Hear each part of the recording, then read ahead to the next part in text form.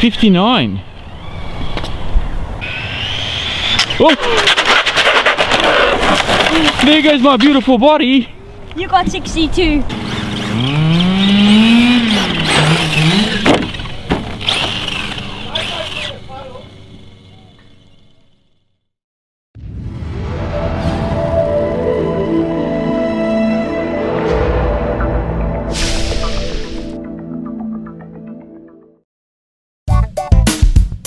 Hey guys, Vas here from Aussie RC Playground and welcome to my final thoughts on the Proline Pro 2. This is a 1/10 scale two-wheel drive short course truck that is available as a kit, meaning that you are going to need to put it together. Well, most of it anyway. Proline have actually kind of assembled a little bit of the chassis for you, and they've also pre-assembled the transmission, so you just got to finish it off. They also include the Proline Flowtech body, which you will need to cut and paint up yourself. And included in the box is also the Proline Blockade tyres mounted on the F11 wheels, which are actually quite nice and very soft, grippy rubber there. Of course, you are going to need to supply your own electronics, such as your motor, your ESC, steering servo, and of course your radio. Now, to complete my truck, I actually went to Asia Tees and picked up the Beast brushless system that you see here. It's fully waterproof, comes with a 120 amp ESC, a 4-pole 4200 kV brushless motor, and it even includes a little program card as well, so fantastic little system. For the steering, I picked up the CYS steering servo, which was extremely torquey and very responsive. I have no complaints about any of the electrics in the truck at all. Very, very happy. In fact, I'll even go as far as to say that the brushless system is a little bit too much for this truck, but that's no fault of the truck itself. I will have links in the description for all of these parts, so you guys can go and check them out if you want to check out prices or order some yourself. Okay, so now for the truck itself. Now I'm going to give you a little bit of an explanation as to why I bought this truck, because if you follow the channel, you know the types of vehicles that I normally buy, and this is a little bit left of field.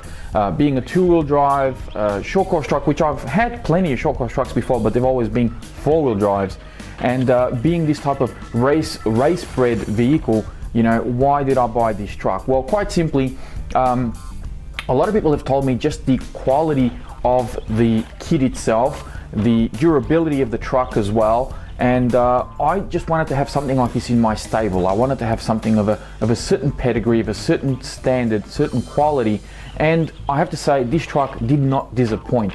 Extremely durable. I mean, I beat the snot out of this thing and I did not break a single plastic component on it. The only thing that happened was I had one of my drive shafts at the rear actually pop out.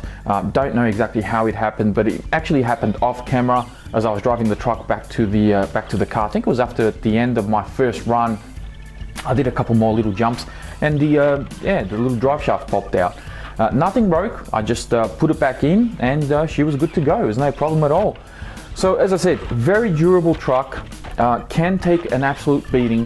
However, is it fun to drive as a bash vehicle? And for me, based on the terrain that I drove it on, based on the style of driving that I have, no, it wasn't. I found myself constantly flipping the truck over. It was landing on its side or on its roof a lot of the time, and it was very frustrating. Now, some of this is due, if not all of it, some of this was actually due to this problem that I'm going to show you right here, which is how narrow this chassis is compared to the body that it mounts to it. And if anyone has short course trucks, I mean, you know that parachuting on a short course truck is something that happens to pretty much all of them. Now, some of them will have a lesser effect than others depending on the chassis design, because it all comes down to the width of the chassis. By having a wider chassis underneath, it's going to deflect a lot of that air and it's not going to go into the body as much. When you have such a narrow little chassis like this one, an enormous amount of air gets into the body and it makes it very difficult to jump or even drive in a straight line. I mean, I tried to do a speed run with this thing and it just flipped on its roof very, very easily. Some of that may be due to the power system wanting to wheelie, but a lot of that I think was contributed due to the fact that the body just had way too much air going into it. Hence, all the cutouts that you see that I've done a whole bunch of cutouts on the bonnet here. I've got my windows cut out along the side, and I've done quite a large cutout on the back here, and even another one back here as well. Did that help? I have to say a little bit, not a lot. It did help a little bit. It made it, I could definitely tell the difference, but by no means was I able to do any massive jumps or get any huge air and actually be able to drive the truck in the area that I drive it on properly, just like I do a lot of the other four-wheel drive vehicles, like my monster trucks and my truggies, and even my four-wheel drive short course trucks. Being a two-wheel drive, it requires a certain finesse on the throttle, something that I was mastering and I was getting a lot better at it, but it still took away a lot of that fun factor. It became a lot more technical and a lot less fun. And I guess in a race application, when you have something like the blockades on a manicured track with proper clean jumps, and it's being used for what it was built for, that would be a completely different result. At least I believe it would be. Having said all this, does that mean that you're not going to enjoy it if you want to use this as a bash vehicle? Well, absolutely not. My circumstances, my electronics, my terrain, all the cutouts that I did on the body is really quite exclusive to me. You guys need to take this with a slight grain of salt, because the truck, as I said, is built very well. It's extremely durable. So it does have a purpose, although I believe mainly on the racetrack. That's not to say that you can't take it out and just have a bit of fun in your backyard or your local BMX track just like mine.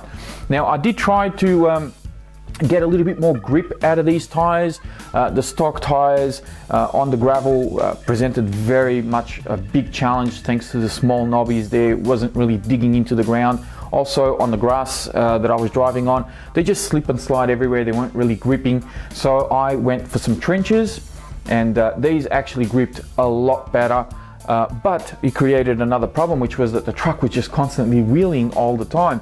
Mind you, when I was driving the truck, I was only on 2S, and that's where it sort of leads me to believe that I think I may have overpowered it with that brushless system back there.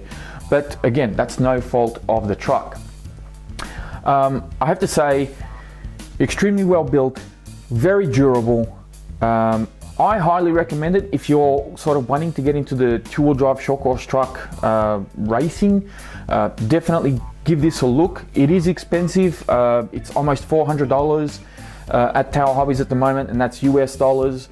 And then of course you still got to put all your electronics in it, so it is quite pricey. And the only reason why I bought it, well, one of the reasons why I bought it was because it actually dropped down below 300 at the time. But I don't regret buying it. I mean, despite the fact that I did have a hard time having fun with it out there, I don't regret buying it, because when I did put it on some tarmac and actually drove it around, I could see just how well balanced and dialed in this truck is. I mean, these Power Stroke shocks are phenomenal. The way that the chassis handles on a nice flat terrain with the grippy tires, just fantastic. You can really see the amount of work the Proline have put in here. And essentially, this is a souped up sort of two-wheel drive slash, but of course there's no Traxxas components in here. You can interchange some of these parts with your two-wheel drive slash should you want to, but that's not at all related to it other than some of its design. It's all Proline, and they've done a fantastic job with this truck, I think. So that's pretty much where I'm going to leave it, guys. I'm going to finish off this video now. I'm going to leave you with the last running video that I did with this truck, which was with the Proline trenches. Just me having a bit of a frustrating time trying to drive the truck on that loose gravel where I normally run my RCs, taking it on some jumps. And I didn't cut out any of the scenes. I just basically meshed them together a little bit for you. So you're going to see some of the little frustrating bits where I basically flip the truck over, go over a jump, and it ends up on its roof or its side. And that's really because of the parachuting effect and the fact that the jumps are really kind of messy jumps. They're designed for basher vehicles, and that's not where this belongs. Would I buy it again? Iffy, real iffy, but given the quality of the truck, if I had the money, I wouldn't hesitate. If the application is right, this is a fantastic vehicle. I mean, I hope you guys can understand that I really like the truck. It's not applicable for my environment, but I'm not going to give up on it just yet. I'm going to convert it into the buggy.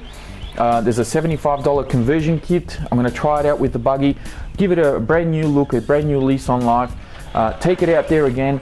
Maybe the parachuting effect will go away and I'll be able to enjoy the truck, you know, for a two-wheel drive vehicle. It will actually be quite fun to have and to have a bit of a drive out there at my local area. But that is pretty much it from me, guys. Don't forget to check out the video description for more links on the truck, as well as links to all the electronics, as I said earlier. And don't forget to give the video a thumbs up before you go, if of course you liked it. Enjoy the running video, and I'll speak to you guys next time.